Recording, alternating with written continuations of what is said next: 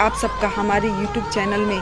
तो आज हम बात करेंगे दंगल टीवी के सीरियल मन सुंदर के बारे में। मन सुंदर में अब रूही ने रुद्र रूप ले लिया है और अब राजेश्वरी को घर से भगाना चाहती है और हमेशा हमेशा के लिए इस घर को आज़ाद करवाना चाहती है और अपने परिवार को राजेश्वरी के चंगुल से छुड़ाने के लिए अब रूही ने अपना असली अवतार और हाथों में त्रिशूल लेकर राजेश्वरी पे प्रहार करेगी ताकि राजेश्वरी उससे का घर और परिवार छोड़ के चली जाएगी। उसके डर से राजेश्वरी हमेशा के लिए रूही को छोड़ देगी और उसके घर पे कभी लौट के नहीं आएगी। और आने वाला प्रोमो बहुत ज़्यादा धमाकेदार होने वाला है और आने वाले प्रोमो में नाहर और रूही एक साथ इस घर में खुशियां मनाने वाले हैं और वो एक साथ रहेंगे, क्योंकि अब राजेश्वरी को रूही हमेशा के लिए घर से दूर करने वाली है। और आने वाले प्रोमो के अपडेट के लिए आप हमारे चैनल को सब्सक्राइब करिए ताकि हम आपको ऐसे ही अपडेट दे सकें। अगर आपको हमारी वीडियो थोड़ी भी अच्छी लगती है तो कृपया करके आप हमारे चैनल को सब्सक्राइब कर लें और वीडियो को लाइक